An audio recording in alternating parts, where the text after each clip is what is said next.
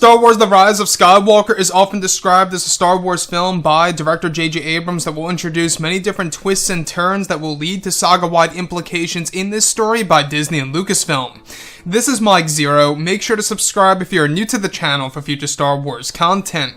Now, the one thing that a lot of fans are really excited about when it comes to this movie is, of course, exactly how Kylo Ren will be utilized in Episode 9 by JJ and Chris Terrio to see exactly how Kylo is going to differentiate from the past versions of himself from, of course, The Force Awakens and The Last Jedi.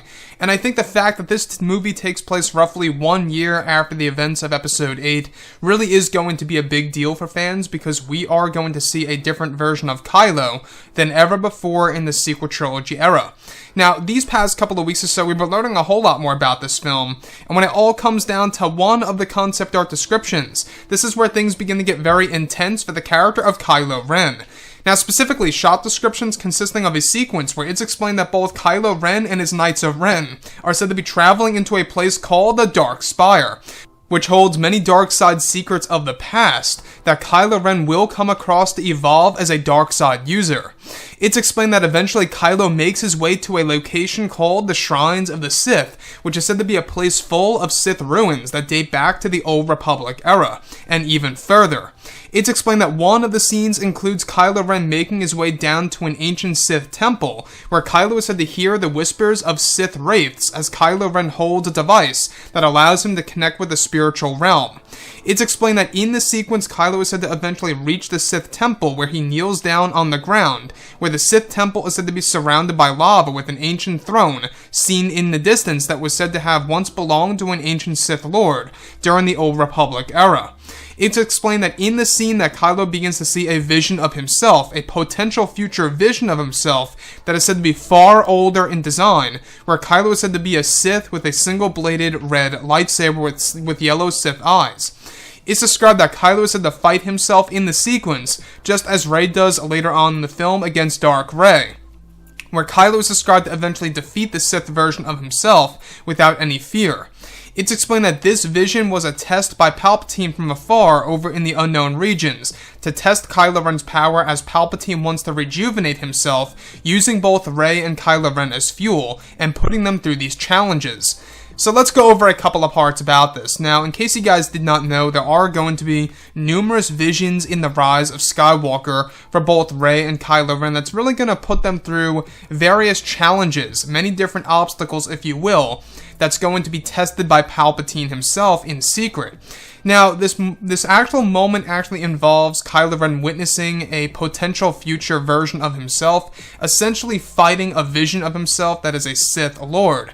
Now, what I like about this is that this all takes place in an ancient Sith temple that is heavily based on Palpatine's original throne room for Return of the Jedi by George Lucas. Now, you guys may recall that originally, in the early drafts for Episode 6, that Palpatine's old throne room was actually surrounded by lava. And in this particular scene, we have a Sith temple that is surrounded by lava with a throne in the very center.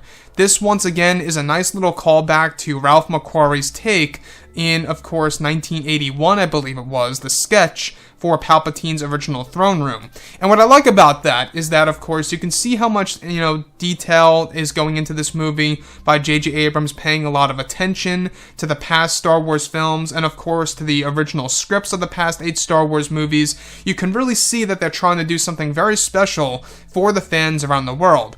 Now, what I like about this is that this also dives into the new Star Wars lore that J.J. will be introducing to the fans, everything surrounding the Jedi, the Sith, and the Force overall, that's really going to change how we view the past 8 Star Wars movies. Now, how Kylo Ren fights a dark side version of himself, or a Sith version of himself, if you will, really is going to be quite a surreal experience. We already got a little tease of this between both Rey and Dark Rey in the second teaser trailer back in August of this year. A lot of fans went crazy thinking that Rey was turning to the dark side, when in reality, it's really just a challenge that Palpatine is putting Rey through, and the same exact thing applies here for the character of Kylo Ren, of him going up against a darker version of himself, a Sith version of Kylo Ren, who is said to be far older, holding a single-bladed red lightsaber going up against Kylo Ren's crossguard.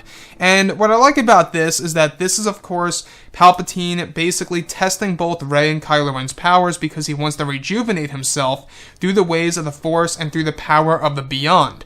Now, the Beyond, by the way, is said to be by far the most powerful Force nexus there is out of the entire galaxy. So you can really see what they're trying to do with this movie by giving the fans a different medium of the Star Wars franchise. You got the light side, the dark side, and now you have the Beyond, which is said to be the very center of the unknown regions that allows Palpatine to do incredible things in this movie.